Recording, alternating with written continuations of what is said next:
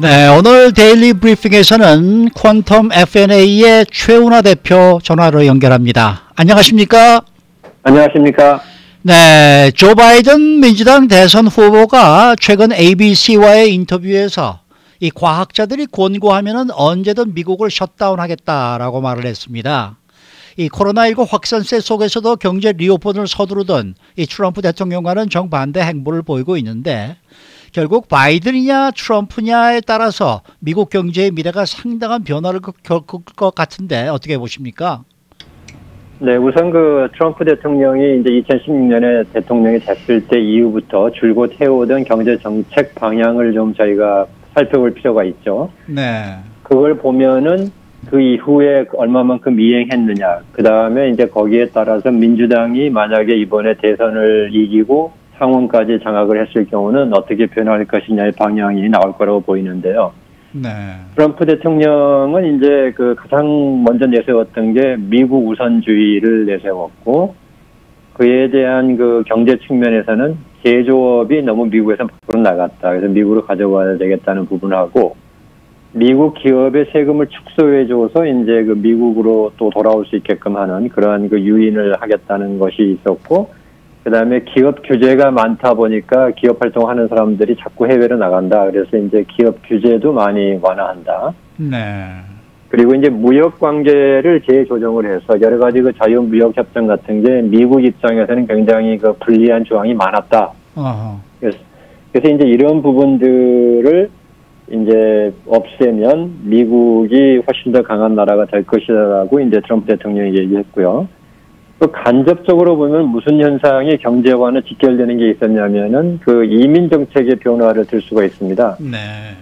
이민 정책을 이제 상당히 강하게 불법 체류자라든지 이런 부분들을 막으면서 노동 인구와 소비 인구가 많은 변화를 했죠. 왜냐하면 불체자라고 하는 것이 정치적으로는 불체자지만 경제적으로는 어쨌든 노동 인구 내지는 소비 인구의 한 축을 담당하는 부분인데, 이 부분이 많이 감소하고 또는 불체자 중에 자기 나라로 자국으로 돌아간 사람들도 많고 이제 이러면서 이 저임금 노동 인구 이런 부분들이 많이 줄어들었다는 것이 이제 미국 경제에도 변화를 가져왔죠. 네.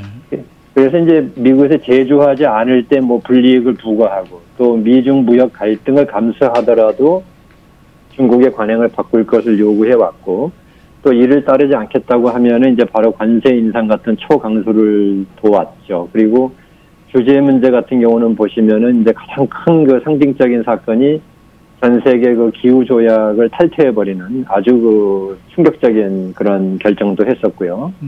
그래서 이제 기업 활동하는 데 있어서는 규제가 많이 없어졌어요. 그리고 네.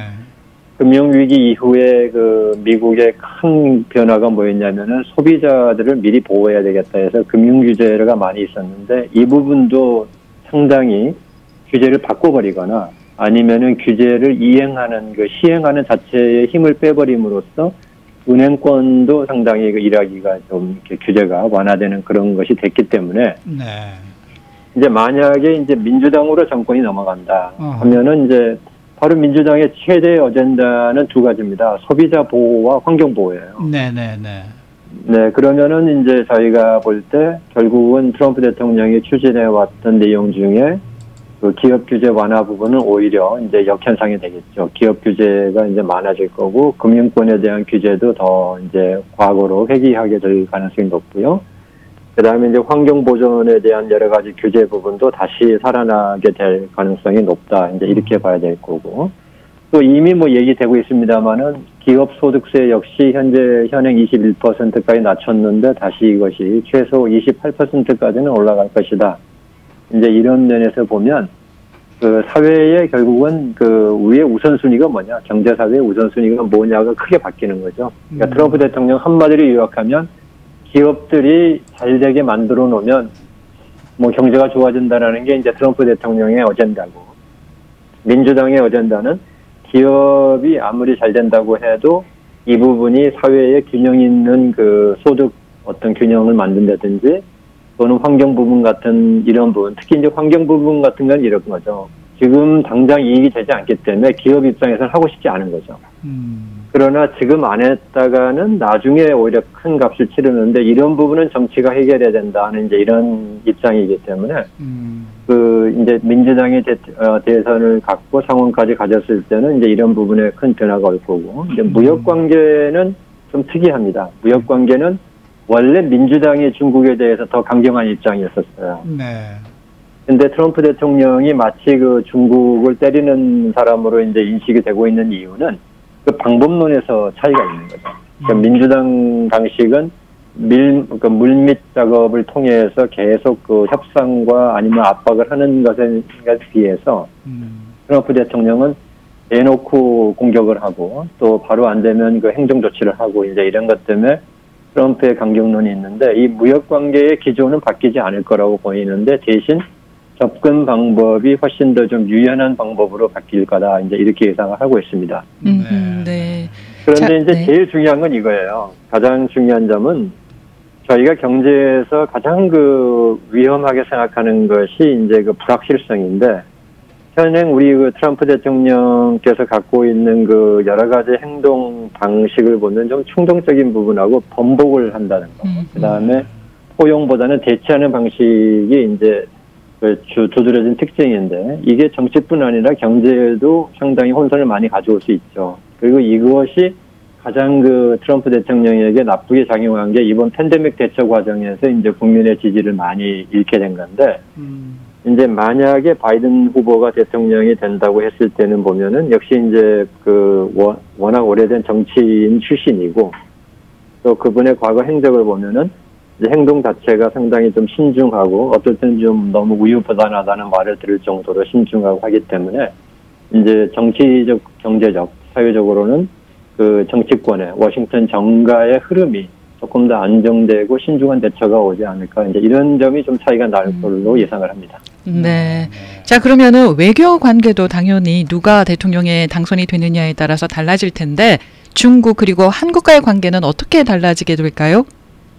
네, 앞서 말씀드렸듯이 이제 민주당이라고 해서 중국을 그렇게 고운 시선으로 바라본 것은 아니다. 이제 이렇게 볼 수 있어요. 특히 그 무역 부분에 있어서는 민주당은 그 이제 소비자 보호도 중요하지만 인권 보호가 굉장히 중요한 어젠다이기 때문에 그 중국의 그 임금 착취라든지 아니면은 그 이 미성년자 취업이라든지 이런 부분들에 대해서 상당히 민주당의 어젠다는 민감해 왔죠. 그래서 이제 만약에 민주당이 또 이번에 정권을 갖게 된다 그러면은 두 가지 면에서는 차이가 날 거라고 봅니다. 그동안에 트럼프 대통령은 인권 문제라든지 이 노동자 보호 이런 부분보다는 미국과의 그 무역 수지 이런 부분에 관심을 뒀던 데에 비해서 이제 민주당 정권은 그쪽에 좀 더 치중을 할 거다 이런 점을 들 수 있겠고요.